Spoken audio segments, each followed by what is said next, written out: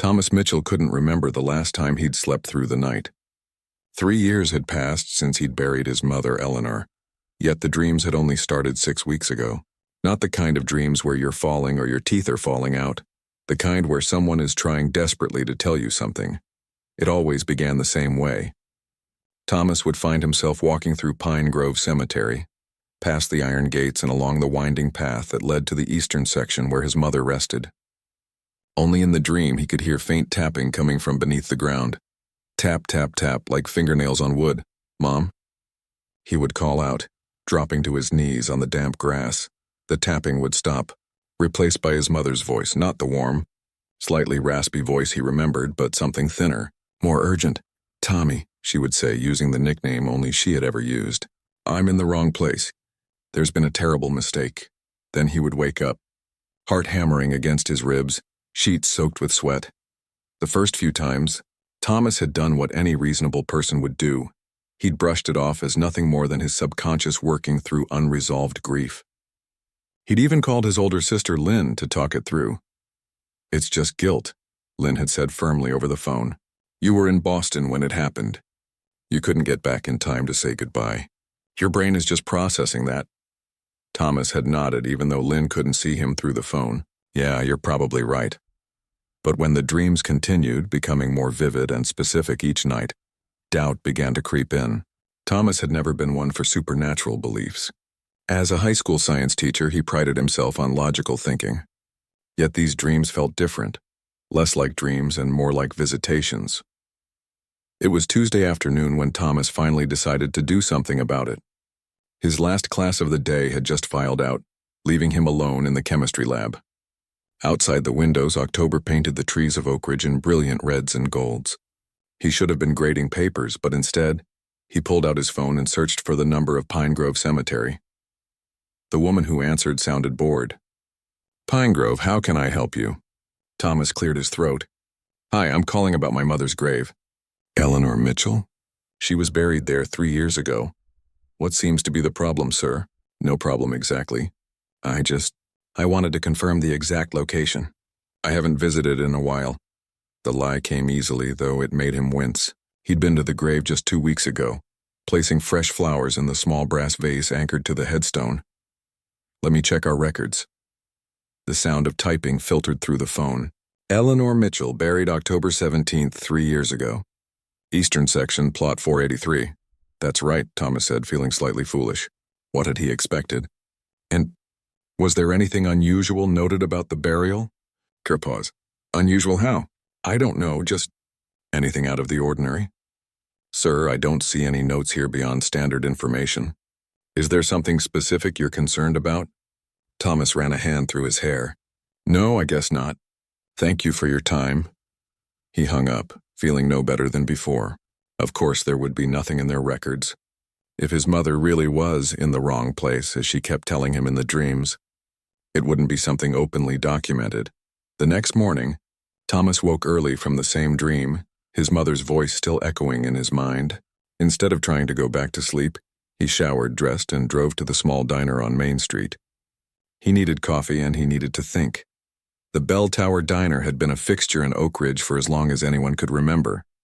At 6:30 a.m. it was already half full with the early morning crowd, mostly retirees and shift workers grabbing breakfast before heading home to bed.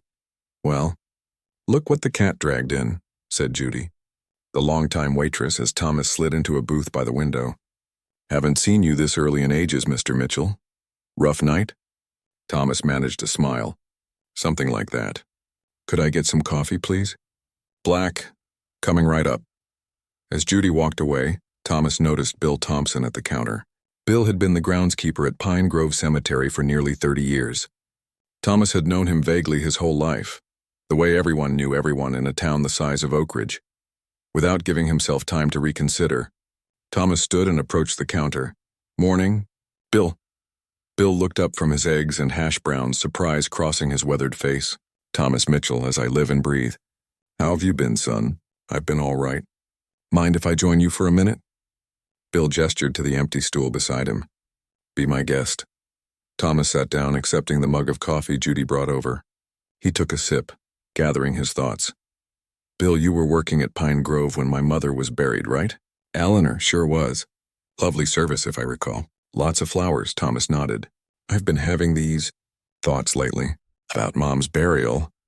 Bill's bushy eyebrows rose slightly, but he said nothing, waiting for Thomas to continue. Was there anything strange about that day? Anything at all that seemed out of place?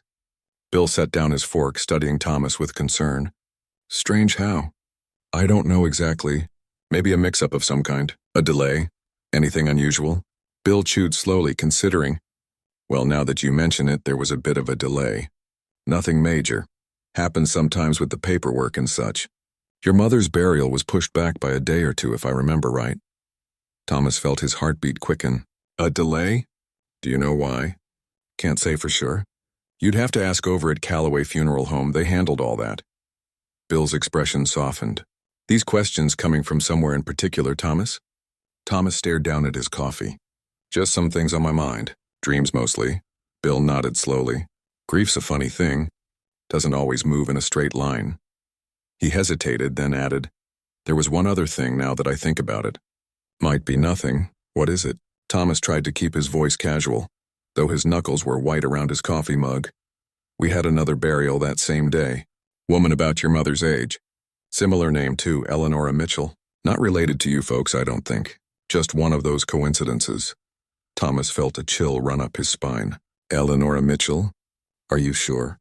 Pretty sure. Struck me as odd at the time, the similar names. Hers was a county burial. County burial? For folks with no family or money. The county pays for a basic service. No one at the funeral except the funeral director and me to lower the casket. Thomas's mind was racing. Two women with nearly identical names buried on the same day. It could be a coincidence, but combined with his dreams and the unexplained delay. Do you know where this Eleanor is buried? Bill scratched his chin. Western section, I believe. Near the old oak tree. Not the eastern section? Not near my mother? No, different sections entirely. Bill was looking at Thomas with growing concern. Son, what's going on in that head of yours? Thomas tried to smile, but it didn't reach his eyes. Probably nothing. Just trying to make sense of some things. Bill reached over and patted Thomas's shoulder. Your mother was a fine woman. She'd want you to be at peace with her passing. I know, Thomas said quietly. That's exactly what I'm trying to do. After finishing his coffee and making small talk with Bill about the unseasonably warm fall they were having, Thomas paid his bill and headed out. Instead of driving to school, he found himself turning toward Callaway Funeral, home on the edge of town. The Victorian-style building looked exactly as it had 3 years ago, immaculately maintained with its dark green shutters and wraparound porch. Thomas sat in his car for several minutes watching the entrance. What was he doing here? What would he even say? Finally, he pulled out his phone and called the school office, something he'd never done before. Oak Ridge High, this is Patricia. Patricia, it's Thomas Mitchell. I'm not feeling well this morning. Would you be able to get a substitute for my classes today? Oh, of course, Mr. Mitchell. Do you need anything? No, just a day to rest. Thank you. Thomas ended the call and took a deep breath. He was about to step out of his car when his phone rang. It was Lynn. Hey, what's up? He answered, trying to sound normal. Thomas, are you okay? I just got the strangest call from Bill Thompson. He said you were asking weird questions about Mom's burial. Thomas closed his eyes. Small towns, news traveled fast. I'm fine, Lynn, I've been having these dreams. A sigh came through the phone. The dreams again? Thomas, I thought we talked about this. Maybe it's time to see someone. A grief counselor or... I don't need a counselor, Thomas interrupted more sharply than he intended. Lynn, what if something really did happen? What if there was some kind of mix-up? A mix-up? What are you talking about? Bill said there was another woman buried the same day as Mom. Eleanor Mitchell. Don't you think that's weird? Almost the same name. It's a coincidence, Thomas. Nothing more. But what if it's not? What if somehow they switched them? What if Mom is in the wrong grave? The silence on the other end of the line stretched for several seconds. Thomas, Lynn finally said, her voice gentle but firm. This isn't healthy. Mom died of heart failure. We identified her body at the hospital. We had an open casket viewing. There was no mistake. Thomas knew she was right. He had seen his mother at the viewing. She had looked peaceful, almost like she was sleeping, though the funeral makeup had made her look strangely unfamiliar. I know, he said quietly. I know it sounds crazy. Why don't you come over for dinner tonight? The kids would love to see their uncle, and Frank is grilling steaks. Thomas looked up at the funeral home. Maybe another night. I think I'm coming down with something. After hanging up, Thomas sat in silence for a long moment. Lynn was probably right. He was letting these dreams get to him, creating connections where none existed. But as he started his car and pulled away from the funeral home, he couldn't shake the sound of his mother's voice from his dreams. I'm in the wrong place. Tommy, there's been a terrible mistake. He would come back tomorrow, he decided, when he could think more clearly, when he could find the right questions to ask. For now, he would go home and try to sleep, though he knew exactly what, or rather who, would be waiting for him in his dreams. Thomas didn't go to Calloway Funeral Home the next day, or the day after that. Every morning he'd wake up from the same dream, heart racing, his mother's voice ringing in his ears. And every morning, he'd talk himself out of pursuing it further. He returned to his classroom, taught his students about chemical reactions and molecular structures, and tried to convince himself that Lynn was right. It was just grief playing tricks on his mind. But on Friday afternoon, as he was erasing the whiteboard after his last class, Principal Davis stopped by his classroom. Thomas, got a minute? She stood in the doorway, a concerned look on her face. Sure, what's up? Principal Davis stepped inside, closing the door behind her. I got a call from your sister. She's worried about you. Thomas sighed, setting down the eraser. Lynn shouldn't have called you. She cares about you. Said you've been having a hard time lately. Principal Davis leaned against one of the student desks. Anything you want to talk about? For a moment, Thomas considered telling her everything. The dreams, the conversation with Bill, the coincidence of the similar names. But he could already imagine the look on her face. The same look Lynn had given him over the phone. It's nothing serious, he said instead. Just some trouble sleeping. I'm handling it. Principal Davis didn't look convinced, but she nodded. Well, if you need some time off, just let me know. Mental health days are just as important as sick days. After she left, Thomas sat at his desk, staring at nothing in particular. Everyone thought he was losing it, maybe he was. But what if he wasn't? What if his mother really was trying to tell him something?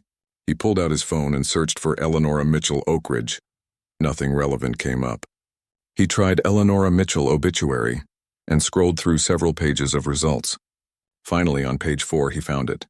A tiny obituary notice from 3 years ago. Eleanora Mitchell, 68, passed away on October 14th. No known family. County services to be held at Pine Grove Cemetery. 3 simple lines. A woman's entire life reduced to a few words. Thomas stared at the date. October 14th. His mother had died on October 15th. They would have been at the funeral home at the same time. Before he could talk himself out of it, Thomas grabbed his jacket and keys and headed for his car. Calloway Funeral Home was quieter than it had been earlier in the week. No hearses in the driveway, no mourners coming or going. Thomas parked and sat in his car for a long moment, trying to decide what to say. How do you ask someone if they might have buried your mother in the wrong grave without sounding completely unhinged? Finally, he got out and walked up the steps to the front door. A small bell jingled as he entered, and the familiar smell of flowers and furniture polish brought back a wave of memories from his mother's funeral. A young woman looked up from the reception desk. Good afternoon. Can I help you? I hope so, Thomas said, approaching the desk.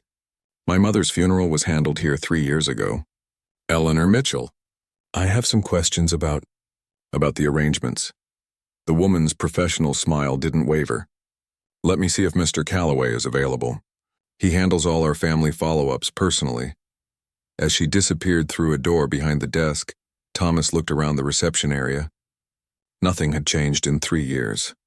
The same tasteful beige walls, the same uncomfortable-looking chairs, the same paintings of peaceful landscapes. A few minutes later, the door opened again and Robert Calloway emerged.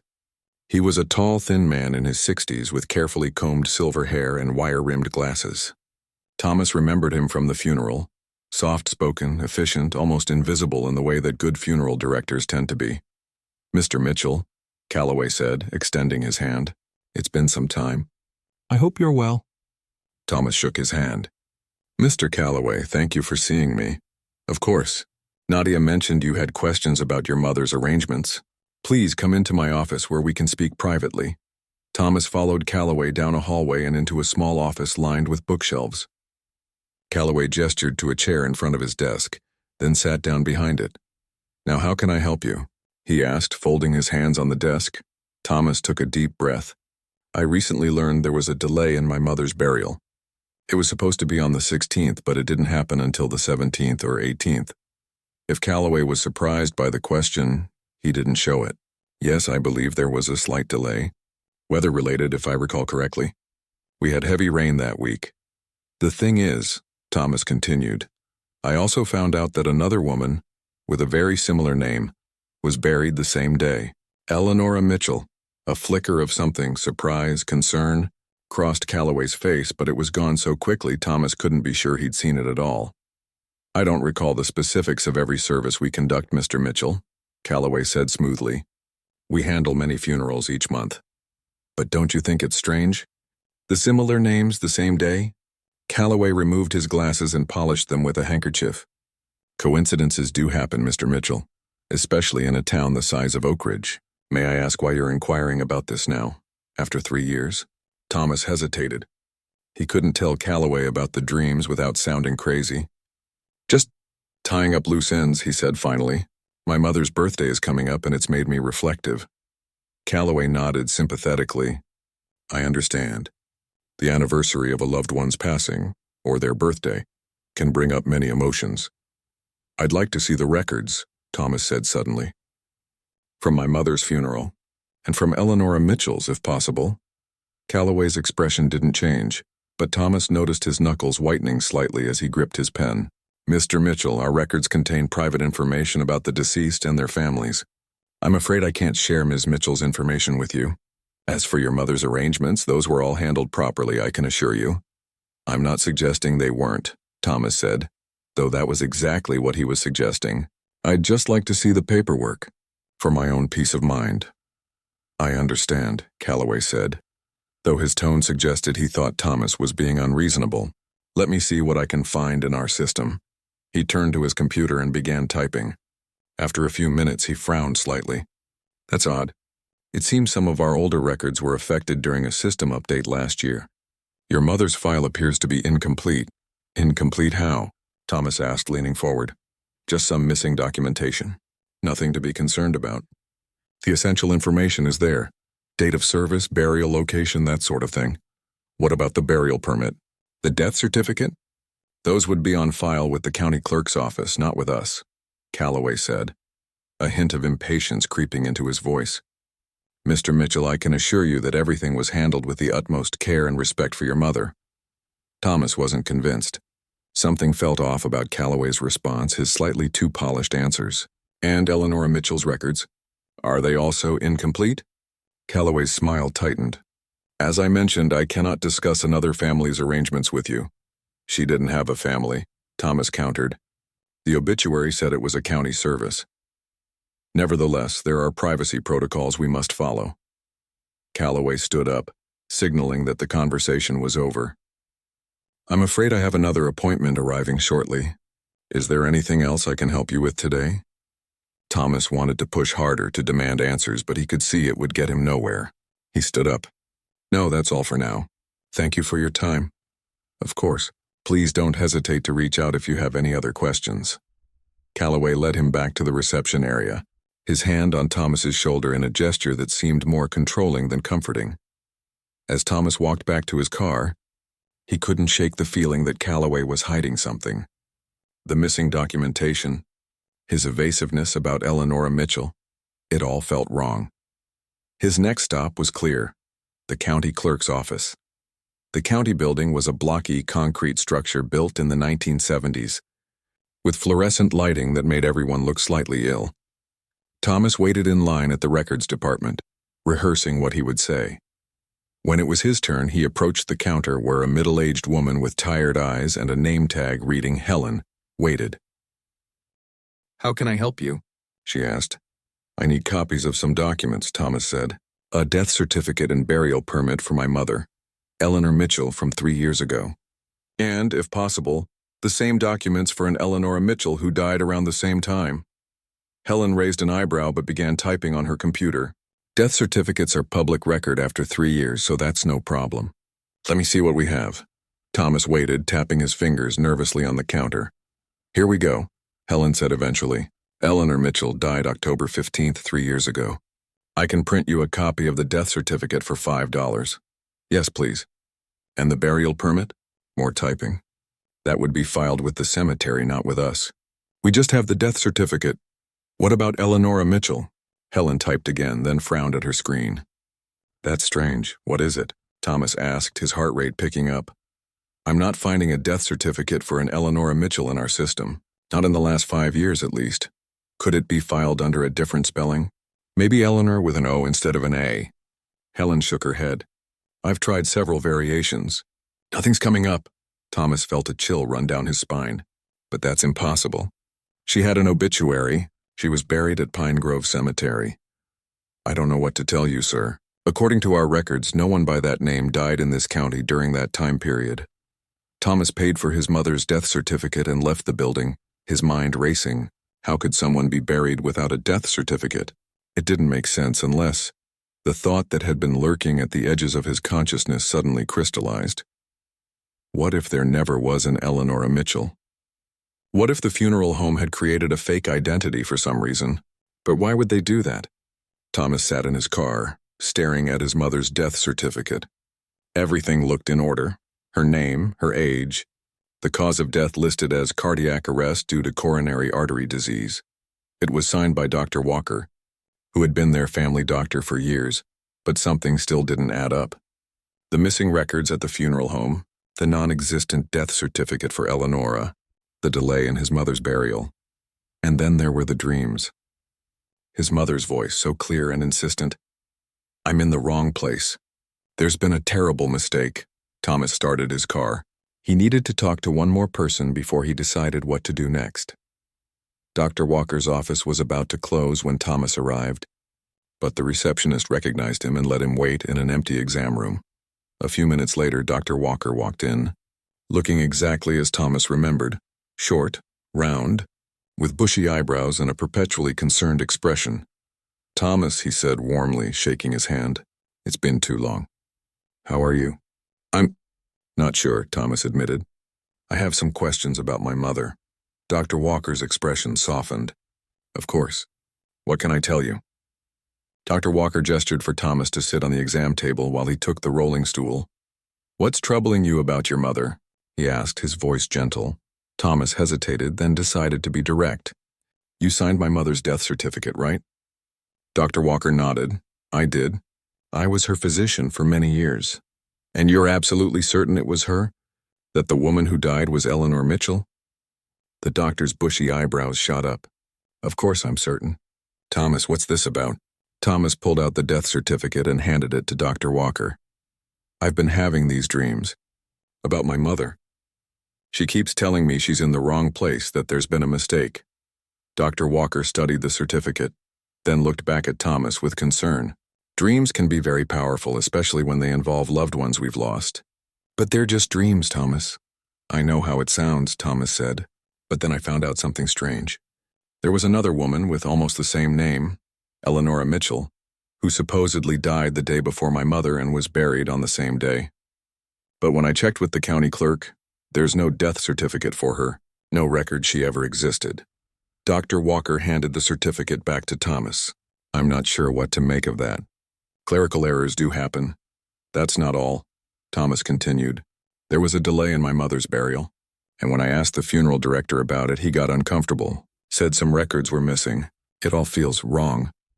Dr. Walker was quiet for a moment, seemingly considering his words carefully. Thomas, I understand you're looking for answers, but I can assure you the woman I pronounced dead that day was your mother. I'd known her for 20 years. There was no mistake. You're absolutely sure? You checked her ID, her medical records? This wasn't a TV crime show, Dr. Walker said with a small smile. Your mother died in her bed at home with the hospice nurse present. Lynn called me immediately. I came over and confirmed what the nurse had already determined, that Eleanor had passed from heart failure as we'd expected given her condition. There was no confusion about her identity. Thomas felt a flicker of doubt. Of course, Dr. Walker was right. His mother had been sick for months. Her death, while painful, hadn't been unexpected. What about the autopsy? Thomas asked, grasping at straws now. There was no autopsy, Dr. Walker said. It wasn't necessary. Your mother had a documented heart condition. She died of natural causes. Thomas ran a hand through his hair. I know I sound crazy. Dr. Walker's expression softened. Not crazy. Grieving. Sometimes when we lose someone, our minds look for ways to keep them with us, to make their death somehow less final. He paused. Have you considered talking to someone? A grief counselor, perhaps. It was the same suggestion Lynn had made. Thomas felt a flash of frustration. I don't need therapy. I need answers. Sometimes the answers we're looking for aren't the ones we expect to find, Dr. Walker said gently. Thomas, I knew your mother well. She wouldn't want you tormenting yourself like this. She'd want you to find peace. Thomas stood up. Thank you for your time, Dr. Walker. The doctor rose as well. Anytime. And Thomas, my door's always open if you need to talk. Outside in the parking lot, Thomas sat in his car feeling deflated. Everyone he'd spoken to, Lynn, Bill, Mr. Calloway, Dr. Walker, they all seemed to think he was imagining things. Maybe they were right. As he was about to start the car, his phone rang. Unknown number. Hello? Is this Thomas Mitchell? A woman's voice asked. Yes, who's this? My name is Diane Wilson. I work? Well, I used to work at Calloway Funeral Home as an assistant. I overheard your conversation with Mr. Calloway earlier today. Thomas sat up straighter. You did? Yes, listen, I don't have much time. Can we meet somewhere? There's something you should know. 30 minutes later, Thomas was sitting in a back booth at a diner one town over from Oak Ridge. He'd chosen a spot far, enough away that they were unlikely to run into anyone. They knew Diane Wilson was younger than he'd expected, maybe mid-20s, with short, brown hair and nervous eyes that kept darting to the door. Thank you for meeting me, Thomas said after they'd ordered coffee. Diane nodded. I shouldn't be doing this. If Mr. Calloway found out what? She lowered her voice. That I'm talking to you about this, about what happened 3 years ago. Thomas felt his pulse quicken. What did happen? Diane glanced around the diner again, then leaned forward. I was just starting at Calloway's back then, still learning the ropes. But I remember your mother's funeral, and I remember Eleanor Mitchell. So she was real? Eleanor existed? Yes and no. Diane wrapped her hands around her coffee mug. There was a body, an elderly woman, found dead in an apartment downtown. No ID, no family that anyone could locate. The county paid for a basic burial, but the clerk's office has no record of her death. That's because she wasn't Eleanor Mitchell. That name, Mr. Calloway made it up. Thomas stared at her. What? Why would he do that? Diane took a deep breath. This is where it gets complicated, and why I could lose my job or worse went for telling you. She paused. The woman had no identity, right?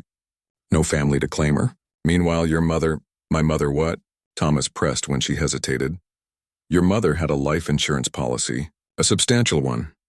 Mr. Calloway found out somehow he has connections at the local banks, but there was a problem. The policy had a clause that would reduce the payout significantly if your mother was cremated instead of buried. Thomas felt cold all over. Are you saying what I think you're saying? Diane nodded, misery evident on her face. Your mother's wishes in her will were to be cremated, but the insurance would pay much less in that case. So Mr. Calloway, he switched them. He created a false identity for the unclaimed woman and had her buried as Eleanor Mitchell. And your mother was cremated as Eleanor Mitchell, Thomas finished, feeling sick. But that's illegal. It's fraud. It's desecration. It's worse than that, Diane said quietly. It wasn't the first time, or the last. Thomas could barely process what he was hearing. But we had a viewing. I saw my mother in the casket. You saw what you expected to see, Diane said gently. The woman was about your mother's age, similar build. With the right makeup, hairstyling, clothes. People see what they expect to see, especially when they're grieving. Thomas remembered how strange his mother had looked at the viewing, how he'd told himself it was just the funeral makeup, the lighting, the surreal nature of seeing a loved one in a casket. Why are you telling me this now? He asked. Because it's wrong, Diane said simply, and because I'm leaving. I gave my notice yesterday. I can't be part of this anymore. Have there been others? Other families he's done this to? Diane nodded. Several. Always the same pattern. Elderly people, substantial insurance policies with burial clauses, wishes for cremation in their wills. We need to go to the police, Thomas said. Fear flashed across Diane's face. I can't. Mr. Calloway has friends in the department, and it would be my word against his. Not if we have proof, Thomas said. Not if we can show that the woman in my mother's grave isn't my mother. You're talking about exhumation. That's not easy to get approved.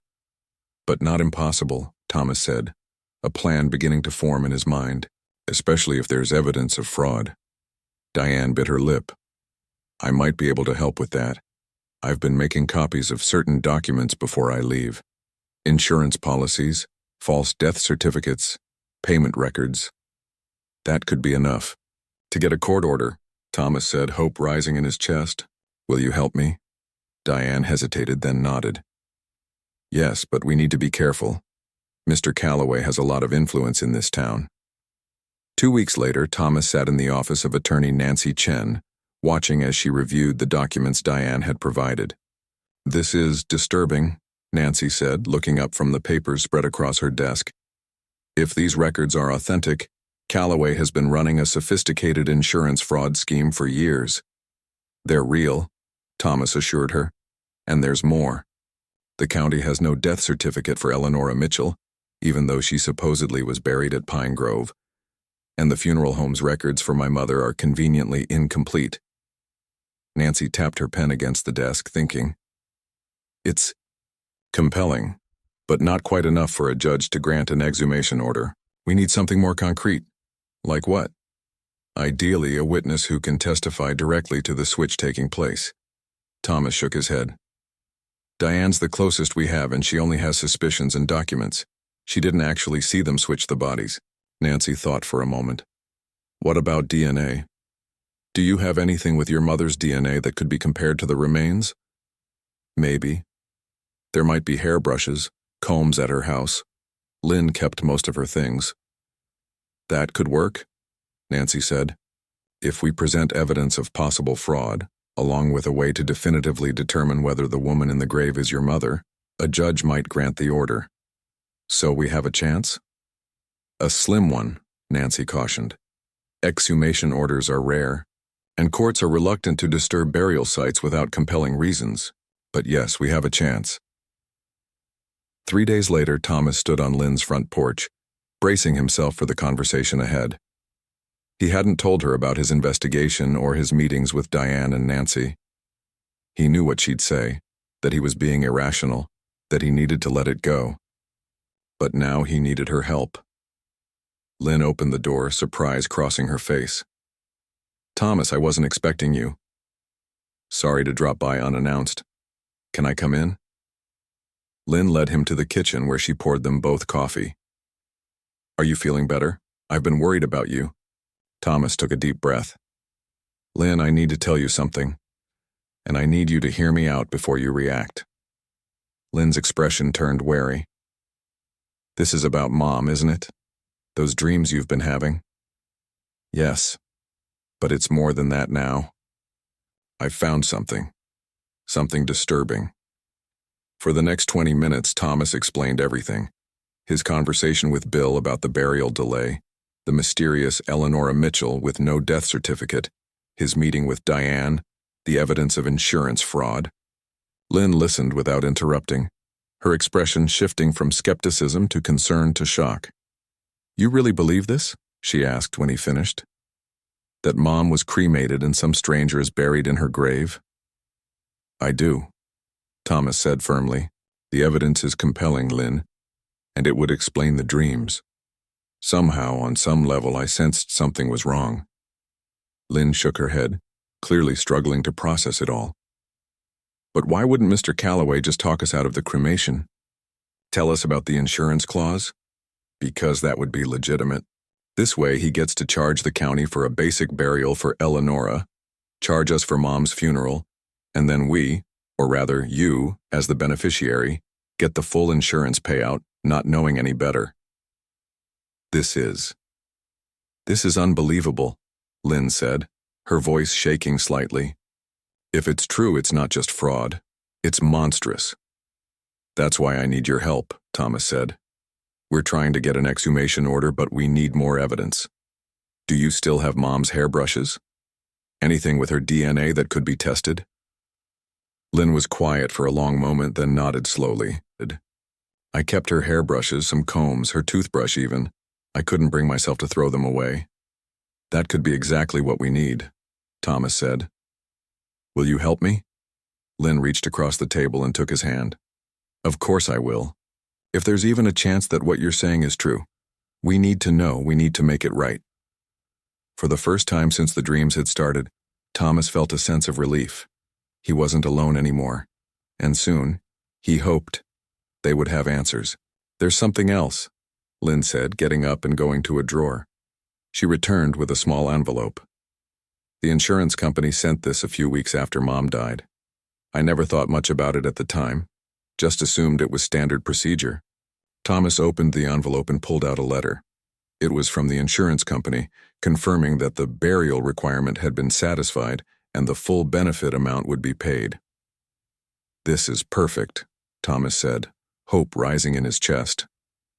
This proves they were specifically checking that she was buried, not cremated. Lynn nodded, determination replacing the shock on her face. Let's take this to your lawyer, and then let's find out who's really in our mother's grave. The courtroom was smaller than Thomas had imagined. In movies, courtrooms always seemed vast and imposing, with high ceilings and rows of spectators. This one felt more like a conference room with a slightly elevated desk at the front where Judge Wilson sat, reviewing the papers before him. Thomas and Lynn sat at a table with Nancy Chen. Across the aisle, Mr. Calloway sat with his attorney, a slick-looking man in an expensive suit.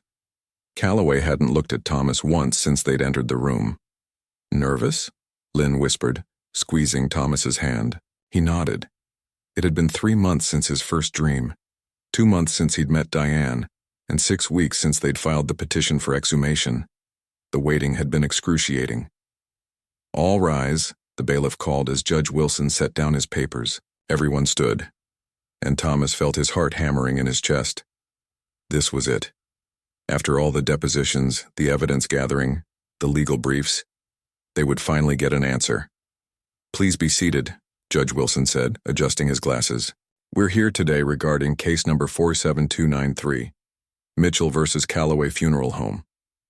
This is a petition for the exhumation of the remains of Eleanor Mitchell. He looked at Nancy.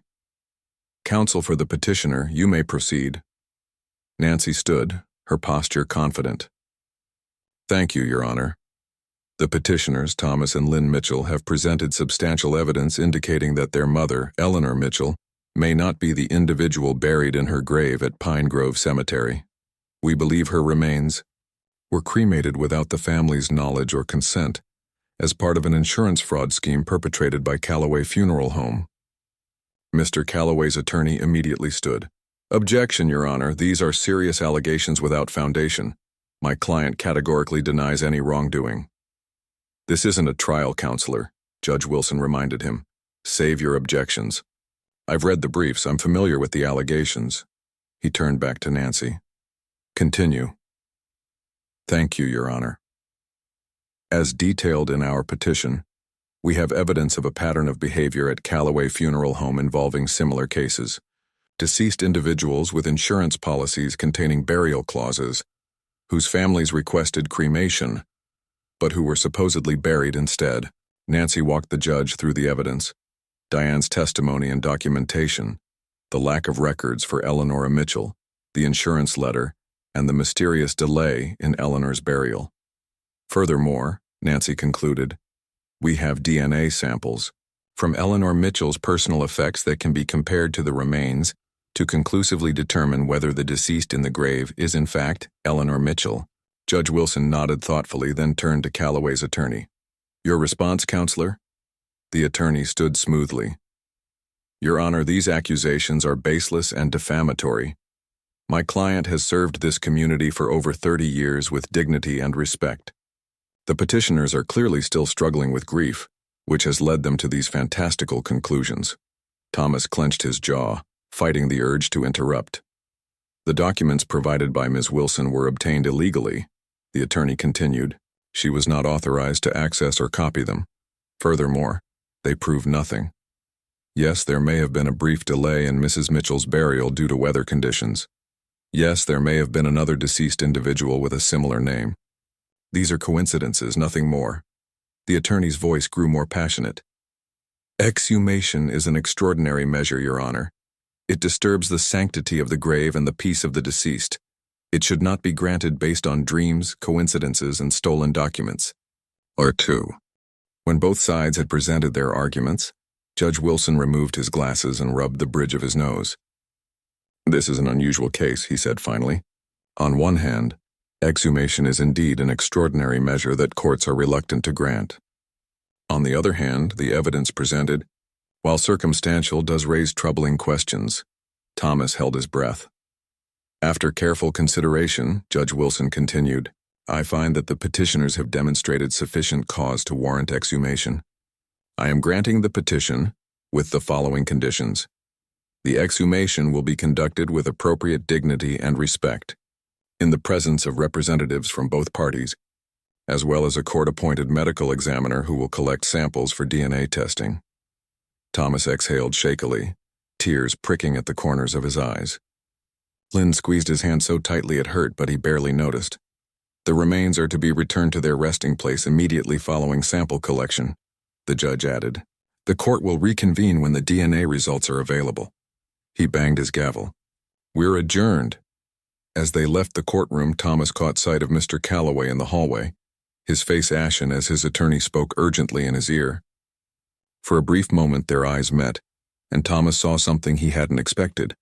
Fear. The day of the exhumation dawned gray and drizzly, fitting weather for such a grim task.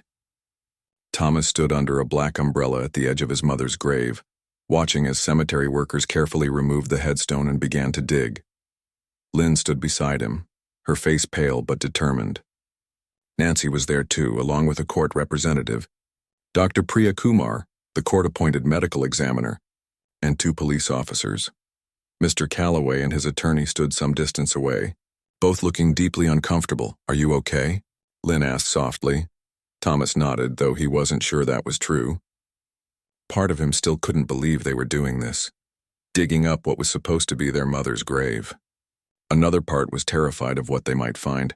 The digging seemed to take forever, though in reality it was less than an hour before the workers' shovels hit the solid surface of the casket. Thomas felt his heart racing as they cleared away the remaining dirt and attached straps to lift the casket from the ground. As the casket was raised and placed on a platform beside the grave, Thomas fought a wave of nausea. This was it, the moment of truth. Dr. Kumar stepped forward, pulling on latex gloves. I'll need to open the casket to collect the samples, she explained gently. You may want to look away. Thomas shook his head. No, I need to see. The cemetery workers unlocked and slowly opened the lid of the casket. Thomas heard Lynn gasp beside him, but he couldn't tear his eyes away from what lay inside. The body was significantly decomposed after 3 years, but it was clearly an elderly woman with white hair. Thomas stared, looking for something, anything that would tell him definitively whether this was his mother. But decomposition had rendered the features unrecognizable. Dr. Kumar worked efficiently, collecting several samples for DNA testing. I'll have these processed as quickly as possible, she promised as she sealed the last sample container. We should have results within 2 weeks. As the casket was lowered back into the ground, Thomas stood silently, rain mingling with the tears on his face. He didn't know what to feel. Relief that they'd gotten this far. Dread about what the results might show. Guilt for disturbing a grave, whether it was his mother's or not. Let's go home, Lynn said softly, taking his arm. There's nothing more we can do now except wait.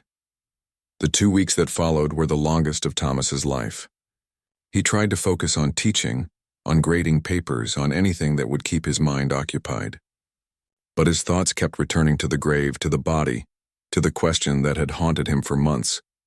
Was his mother really there? Lynn called him every day, sometimes just to check in, sometimes to share her own anxieties.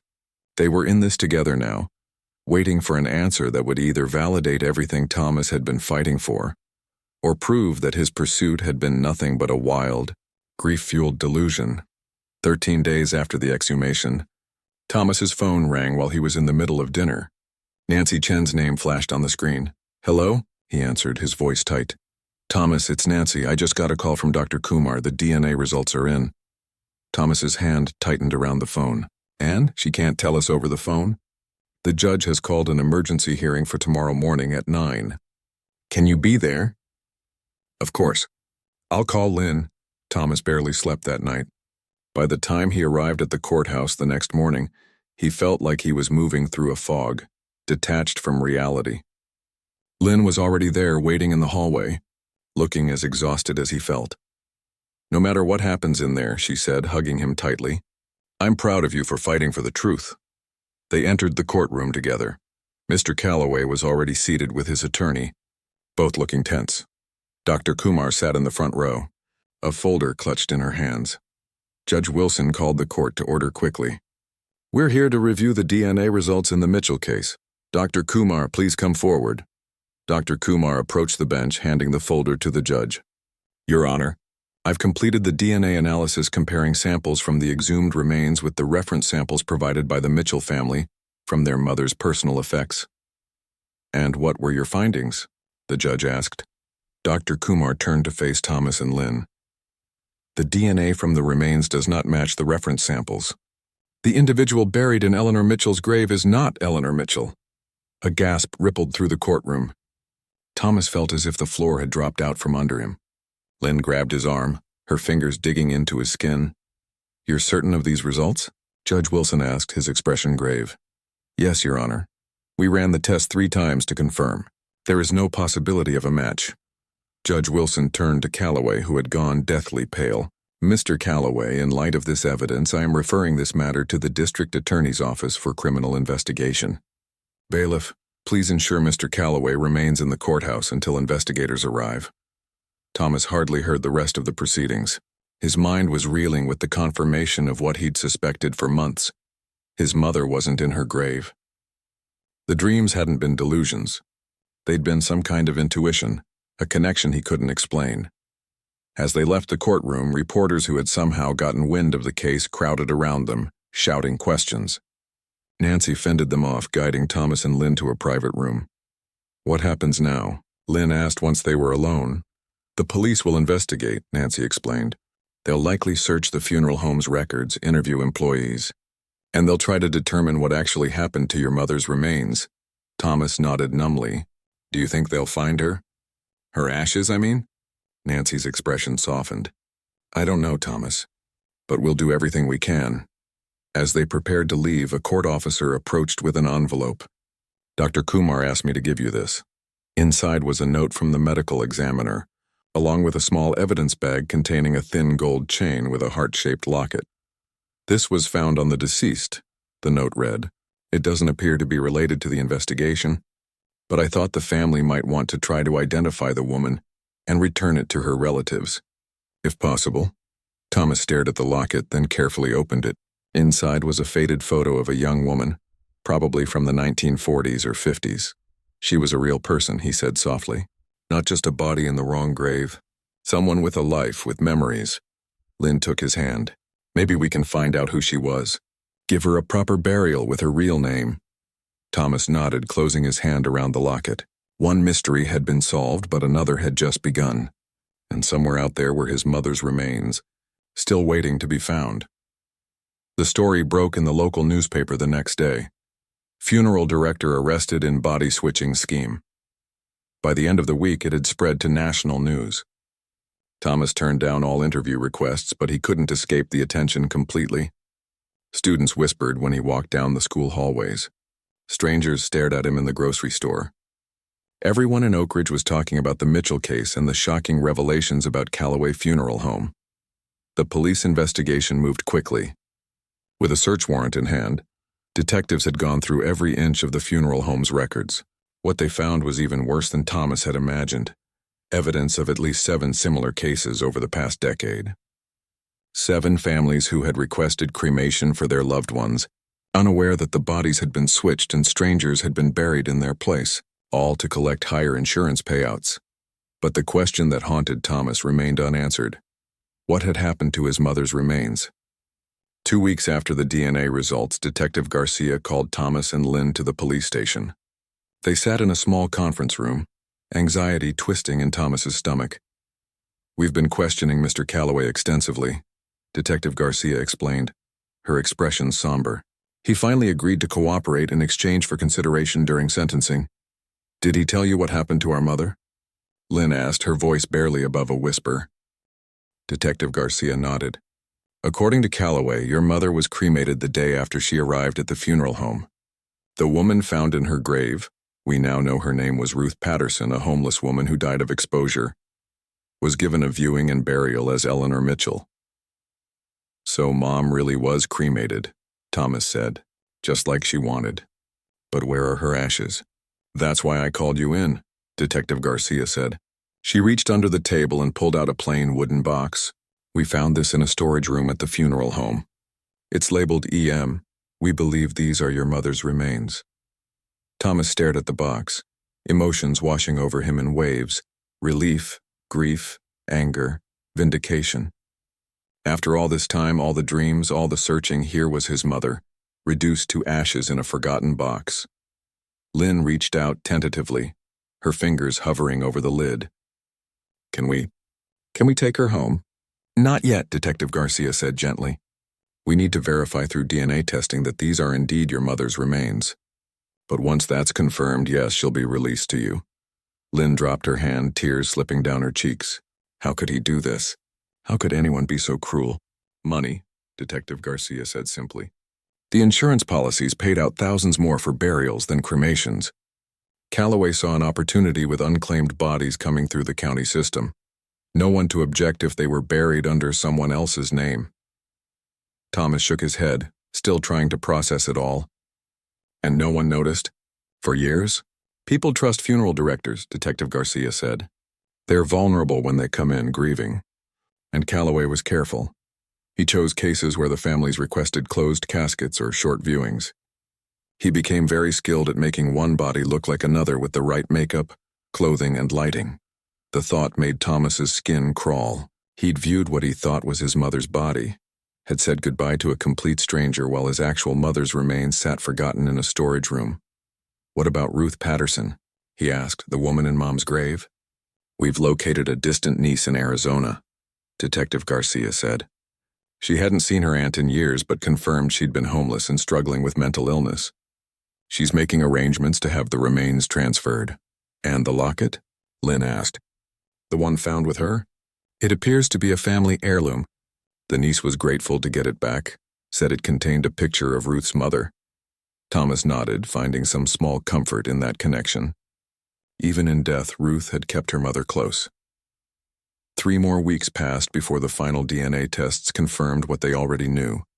The ashes in the wooden box were indeed Eleanor Mitchell's remains. On a crisp Saturday morning in December, 6 months after Thomas's first dream, they held a small, private ceremony in Lynn's backyard. The minister who had conducted Eleanor's original funeral service was there, along with a handful of close friends and family. Thomas had placed his mother's ashes in a beautiful urn that Lynn had chosen, deep blue with silver stars, reminiscent of the night sky Eleanor had so loved to gaze at. "We gather here today to properly say goodbye to Eleanor Mitchell," the minister began. "While the circumstances that bring us here are unusual and painful, we take comfort in finally fulfilling Eleanor's wishes and in the truth that has come to light." As the minister spoke words of comfort and remembrance, Thomas found his mind drifting back to the dreams that had started it all. Had it really been his mother reaching out to him somehow? Or had it been his own subconscious picking up on subtle clues he hadn't consciously recognized? He didn't know, and perhaps it didn't matter. What mattered was that his mother was finally at peace, her wishes honored at last. After the ceremony, as guests mingled quietly, Diane Wilson approached Thomas. She looked different now, more confident, less fearful. "I just wanted to say thank you," she said, "for believing me, for fighting for the truth." "I should be thanking you," Thomas replied. "Without your help, none of this would have come to light." Diane shook her head. "I should have come forward sooner. All those families." Her voice trailed off. "You did come forward. Thomas reminded her. That's what matters. Later that evening, after everyone had gone, Thomas and Lynn sat on her back porch sharing a bottle of wine. The urn with their mother's ashes sat on a small table between them. I've been thinking, Lynn said, breaking the comfortable silence. What if we scattered her ashes at the lake house? You know how much she loved it there, Thomas nodded. Their family had spent every summer at a small cabin by Lake Meridian until their father had passed away. Some of his happiest memories were from those long, sun-drenched days. She would like that, he agreed. We could do it in the spring when the wildflowers she loved start blooming. Lynn smiled, reaching over to squeeze his hand. The dreams have stopped, haven't they? Thomas realized with a start that she was right. Ever since they'd found the urn, the dreams of his mother calling to him from somewhere dark and confined had ceased completely. Yes, he said. They have. Do you think she knew somehow? That she was trying to tell you? Thomas considered the question. I don't know. Part of me wants to believe that there's some connection that continues even after death. He paused. But maybe it was just my mind putting together pieces I hadn't consciously recognized. Either way, I'm glad I listened. Me too, Lynn said softly. And I'm sorry I doubted you at first. You had every reason to. It sounded crazy even to me. They fell silent again, watching as the last light faded from the sky. Thomas felt a deep sense of peace settle over him. The mystery had been solved. Justice was being served. Mr. Calloway and 2 of his employees were facing multiple charges of fraud, desecration of human remains, and theft. The other affected families had been notified, and efforts were underway to find the actual remains of their loved ones. And most importantly, his mother was finally where she belonged. The following Monday, Thomas returned to his classroom. His students were curious, of course. The story had been impossible to miss, but they respected his privacy, focusing instead on the day's chemistry lesson. During his free period, Thomas checked his email and found a message from Detective Garcia. The subject line read simply, "Thought you might want to see this." Attached was a newspaper clipping from 40 years earlier, a small article about a local piano competition. In the grainy black and white photo, a young Eleanor Mitchell sat at a grand piano, her fingers poised above the keys, a look of intense concentration on her face. Thomas stared at the image, a lump forming in his throat. He'd never seen this photo before, had never known his mother had competed in piano competitions. There was so much about her life he hadn't known, hadn't thought to ask about while she was alive. Below the attachment, Detective Garcia had written, "Found this while researching the Patterson case. Thought you might appreciate having one more piece of your mother's story." Thomas printed the photo and placed it carefully in his wallet. That evening, after grading papers, he drove to Lynn's house and showed it to her. "Look what Detective Garcia found," he said, handing her the printout. Lynn's eyes widened. "I had no idea Mom played in competitions. Dad once mentioned she was good, but I never knew she performed publicly." "Me neither," Thomas said. "Makes you wonder what else we didn't know about her." Lynn smiled, tracing the outline of their mother's face in the photo. "Maybe that's our next project. Learning who she really was beyond just being our mom." Thomas nodded, liking the idea. The mystery of his mother's burial had been solved, but the mystery of her life, her hopes, dreams, the experiences that had shaped her, still remained to be discovered, and this time, the exploration wouldn't be driven by disturbing dreams or nagging doubts, but by love and a desire to honor the woman who had given them life. "I think she would like that," Thomas said. "I think she would like that very much."